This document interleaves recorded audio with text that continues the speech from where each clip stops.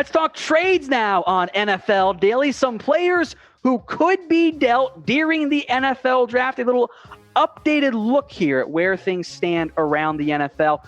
First up is Trent Williams, who has been on the block. It's almost been a year at this point. We'll still call it months.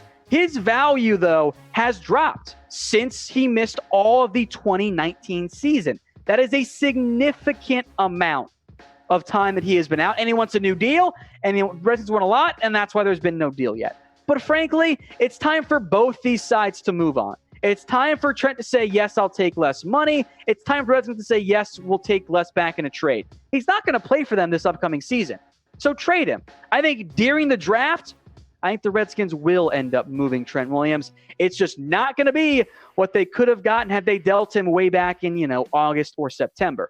But let me know what you guys think. Will the Redskins trade Williams? Type your Y's for yes. Type your N's for no's. I think it makes too much sense for it to not happen. The Redskins need picks, and both sides, frankly, need a very much fresh start.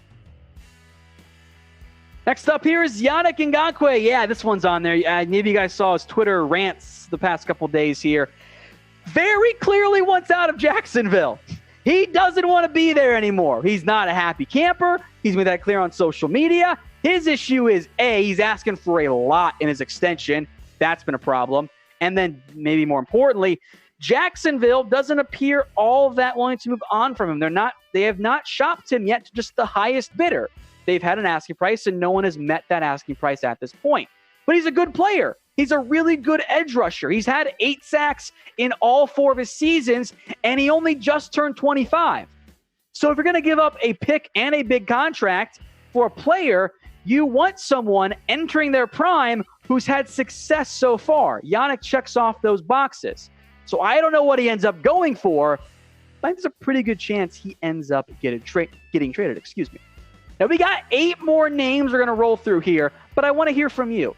Who do you think gets traded during this year's NFL draft? You can mention names I'm going to mention. Maybe you got some dark horse names in there as well. I'll make this the pinned comment of this video, because if you get the ad break here on YouTube, I want you guys to scroll down and cast your votes right there for me. We'll stick in Jacksonville here too, by the way. Leonard Fournette. The Jags have had talks on Fournette, and they're clearly not that happy with him in terms of the way he's gone about a lot of his work as of late. Frankly, Jacksonville has a bit of a culture problem. Sorry to admit it. The Jags are rebuilding. Now, I don't like the way they're rebuilding because I want to have my coaching staff front office in charge of my rebuild like the Dolphins did last year, not start the rebuild, then fire everybody, and then try to continue. That's kind of a weird way to go about it. But I'm not convinced Fournette ends up getting dealt. There are teams that I think would be interested. The Bills, the Chargers, the Rams, the Dolphins, the Bucks, etc., etc. But the running back trade market is not good. Jordan Howard went for pennies last year. He didn't go for much in his trade to the Eagles. Fournette's a better player, but he's not going to fetch, I don't think, a top 50 pick. The Jags would be selling him at a significant loss in terms of the trade value.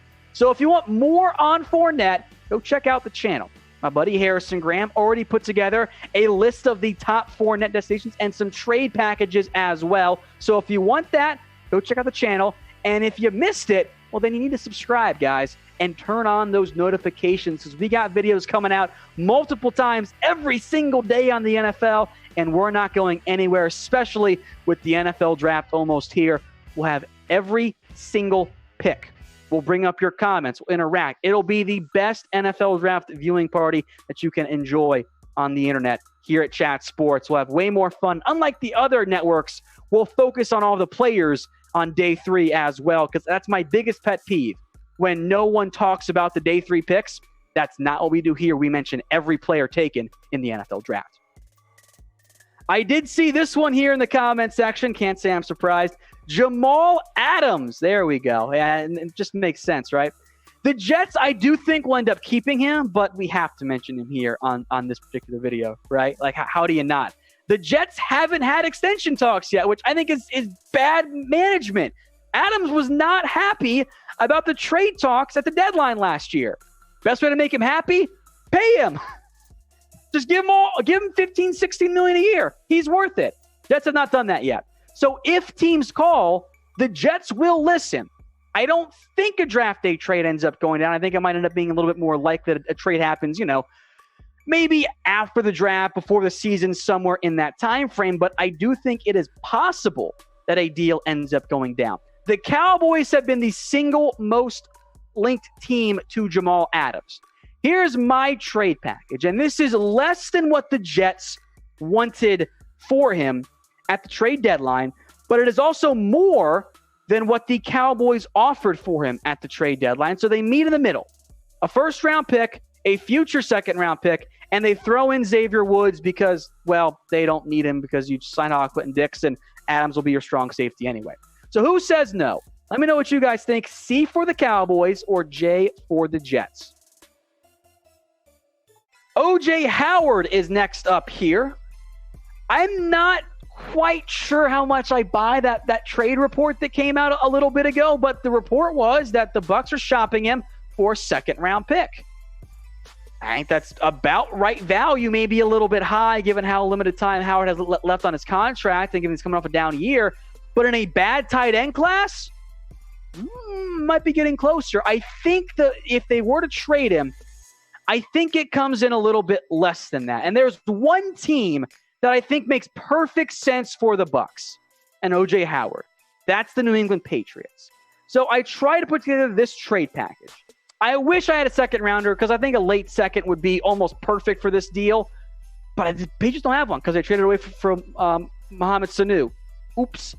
A third, I'll throw in a sixth. The Patriots have three of them as well for O.J. Howard. Let me know who says no. B for the Bucs, P for the Patriots. I think it might be the Bucs, but look, the Bucs did not use O.J. Howard last year. If they can get a top 90 pick for him, that's at least decent return on investment. Okay, now today's show brought to you guys by Fanatics. Jerseys on sale. Heck, oh, by the way, they've got the new jerseys as well. Speaking of those Patriots there are some on sale, but they also have the brand new jerseys. The Patriots, the Falcons, the Browns, they're all available on there. So those are probably going to be at the top of that chatsports.com/jersey deal link. But if you want the new one or the older ones that are on sale, just scroll down a little bit. Heck, just make it easier on yourself. Sort by team. It's chatsports.com/jersey deal. They are as low as $60 for current players. If you want an old player, you can get them even cheaper. But that is chatsports.com/jersey deal. Just sort by your favorite team. You'll find a whole bunch of them available for you to buy. This next one is almost a bit too crazy, but I wanted to include it.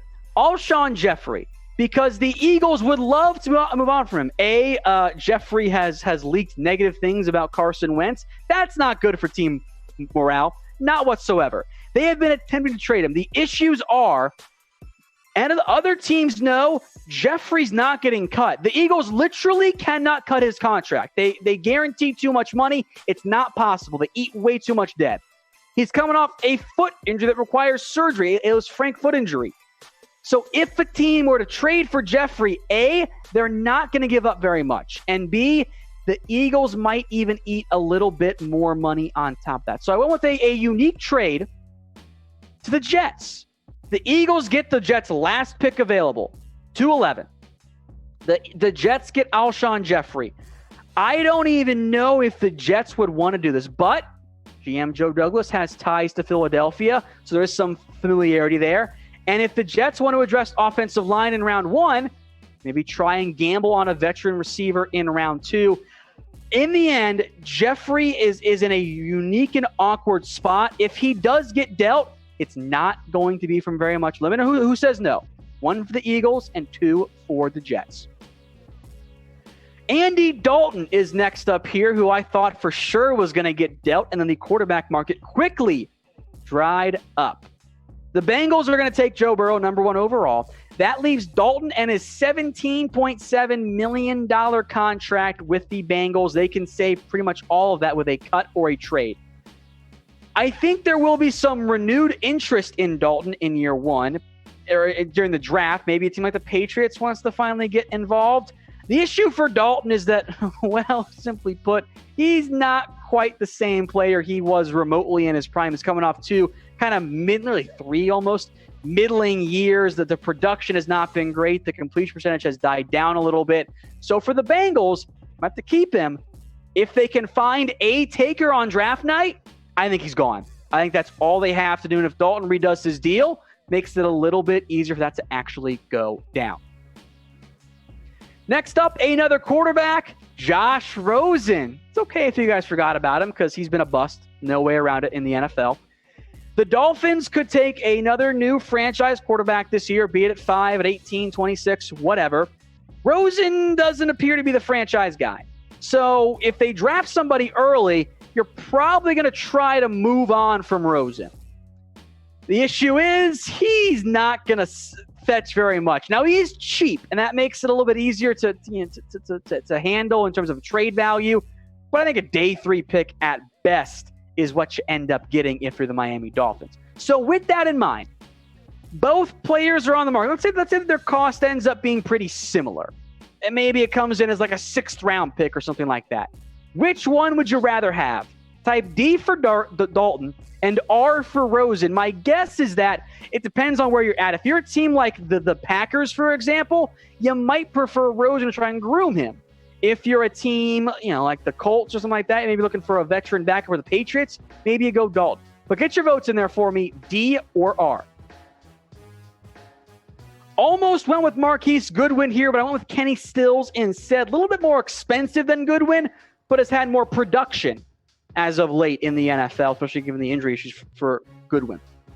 The Texans are now kind of overflowing with bodies. Not the same level of talent, but bodies after the Cooks trade and adding Randall Cobb, and you have Will Fuller. Those are your big 3. You have Kiki Cutie. Now you have Kenny Stills, and Cooks and Fuller, kind of all deep threats. Do you want 3 of them on your roster? I mean, the speed's awesome, but that might be a little bit too much there. The Texans are allegedly shopping him. I think a late round pick, much like Goodwin and other players we've mentioned, ends up being the cost here for Kenny Stills. If I can get 2017, 2016 Stills, that's some value. The issue is the production has started to decline just a little bit for a player who is getting a little bit older. Finally, Joe Thuney, the offensive guard for the Patriots. This one, I'm super intrigued by. Now, the issue here is much like the issue for Yannick. Not that he's upset with the organization, but not only are you giving up a potentially premium draft pick, you're also giving up a big contract. The deal in terms of the contract given to Joe Thuney would be expensive. It would probably be top of the line money. It would be expensive. It would be top end of the offensive guard market. That will, I think, kind of reduce the asking price from the Patriots. Maybe what they could do, maybe you could package Thuney and try and get him in with something else to get into round 2. That could be an option for the Patriots. Maybe a team like the Bengals, who have some money to spend still and need offensive line help, maybe they make a big move. I think the Bengals, out of anybody, by the way, here for Joe Thuney, make the most sense.